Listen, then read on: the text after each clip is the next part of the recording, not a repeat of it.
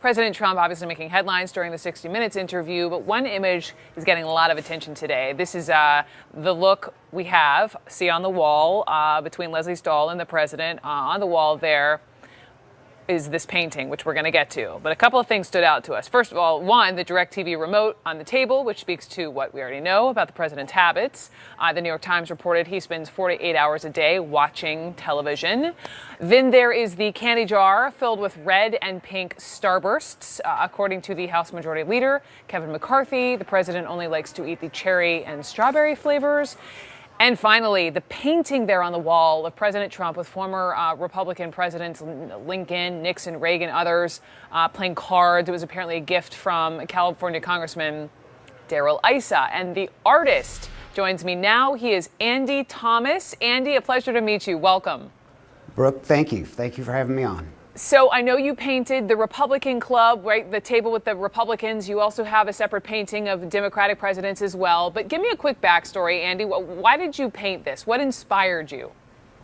Well, the original painting was done in, I've done 3 sets now. The first set was done in 2008 in the lead up to the election. And then we came out with another set that included Obama, President Obama. And so with President Trump, we need to do another one. So we call it just the Republican Club and the Democratic Club. And Andy, did you have any idea that your painting was hanging so prominently in the private residence? No, I didn't. I actually had gotten a call a couple of weeks ago from President Trump, and that was a real highlight. Darrell Issa was there, and so was Vice President Pence. And so that was quite a treat, but you know, whether they actually hang the painting or not, we didn't know till last night. Well, hang on. So the president calls you up. What does President Trump say to you? Well, I didn't think he was going to call, but he said that he'd seen a lot of paintings of me, and most of them he didn't like, but that he liked what I had done. He was very gracious and kind, and just everything very nice. Very nice. All right, so he liked the painting of himself, and also just so we get everybody's politics out, you know, I read that you are an independent-minded Midwesterner. So Andy, does that mean you voted for Democrats, you voted for Republicans? You know, I've not registered anyway. I have some political leanings. Yeah, I hope it doesn't show in my paintings. Okay. So when you look at this painting with President Trump and these other Republican presidents, you know, he Yes. really does catch your eye. And I'm just wondering, what were the challenges in painting President Trump, and what were you hoping to capture about him? Well, on all the presidents in every painting, I always try to make the presidents look as nice as I can. I want to still look like them, but I want to flatter them if I can. I want them to be happy, so I look for a good smile. President Trump was another challenge because he's, even though he tans, he's has a fair complexion and no deep recesses, and so he's a very subtle person to paint. And the face I painted on there is actually the second face. The first one I painted I was happy with, but it wasn't the smile we usually see. So I found a bunch of photographs with this particular smile, and I thought it seemed more appropriate.